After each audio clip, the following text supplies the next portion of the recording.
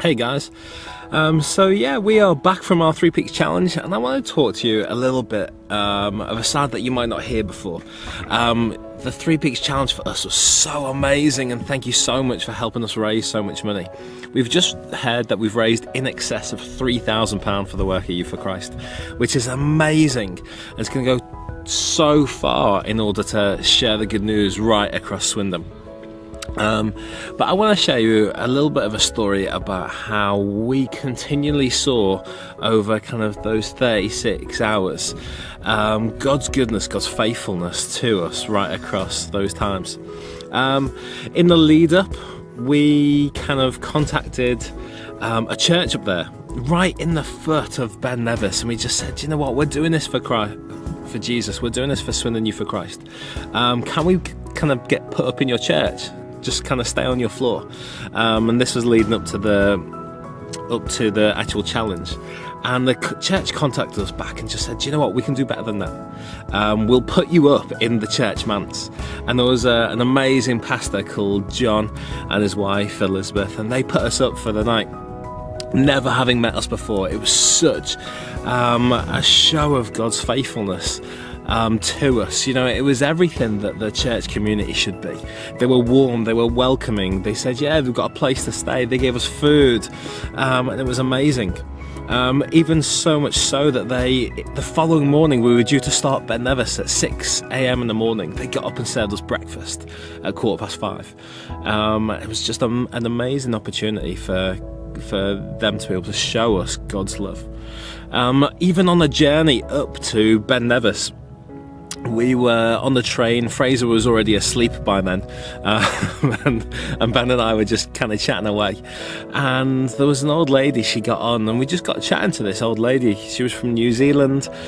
She asked us what we were doing. We got to share about who we were, what we stood for, and just before she got off, she stuck her hand in her pocket and slipped Ben some money and just said, this is towards what you guys are doing. And it was, again, another kind of showing of God's faithfulness. When we finished Ben Nevis, going back to John, the pastor, he came down to kind of wish us on our way and encourage us along the way, which is amazing again. We travelled to Scarfell Pike. The time was probably 11 o'clock in the morning. It took us till about 5 to get there. And lo and behold, my dad, who's in his 60s, decided to join us for the route. It was, again, another kind of product of kind of God's faithfulness. And it was amazing to have kind of faithful conversations about who God was, God is, through this organisation. He kind of finished it with us. It was a great moment of celebration. We stretched, went to the bathroom, and then suddenly got on the road again. But the travel this time, we started off about 9:45 at night time. 9:45? 9:45, yeah, sorry, 9:45. And as we were travelling, we were due to get to Snowdon at 2 a.m. in the morning to start. And as we were travelling, we took a bit of a different route that SatNav always takes you on, an ingenious route. And Phil, our driver, Ben's dad, was driving. He said that he pulled us off to be able to pick up some petrol. And I woke up in a bit of a daze after trying to sleep for an hour. And Phil just says to me, Dave, I've got 6 miles worth of fuel left. Can you help me? Where are we? And I look around and we're about 2 miles away from my parents' house. So I was like, yeah, 10 left, take a right. And suddenly we're at Asda, kind of fueling up for the next kind of leg of the journey. Again, another kind of providence of God's faithfulness. The next thing is we were at the foot of the last and final mountain, Snowdon. And it was 2 a.m. in the morning. And before we started, we turned off the head torches and looked up at the sky. And just to see the magnificence of God in the stars and the beauty was phenomenal. For us to be reminded of who we're doing this for, even though our legs were killing us, even though we were drained, it kind of spared us on. As we went along the pig track, it's quite nice for the first few miles. But then as you get to about 2 or 3 miles in, you then see the steep climb, and it is zigzagging backwards and forth right to the top.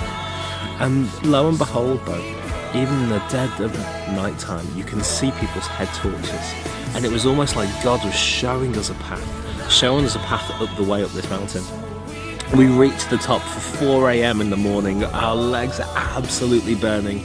Sweat is pouring off me like never before. And we reach the top.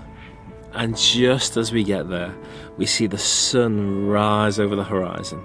And it was like God saying, this is a new dawn, this is a new day. And it was, again, another sign of God showing his faithfulness to us. We run all the way down. We reach the bottom after running the past kind of 2 miles. We reached the bottom on 23 hours, 50 minutes. So 10 minutes short of being able to kind of the expended time that we needed to do it in 24 hours. We did it in 23:50. And it was a great sign of celebration. Again, Fraser fell asleep on the car park floor. But as we travelled back, we shared stories about how we felt as though kind of God had travelled us along the way. We didn't think that we were going to do it, but we were able to, again, by God's faithfulness. We arrived back in Burton, Ben's home, and one of his neighbours is walking past and is like, yeah, I haven't spoken to Ben in years, he's such a lovely guy.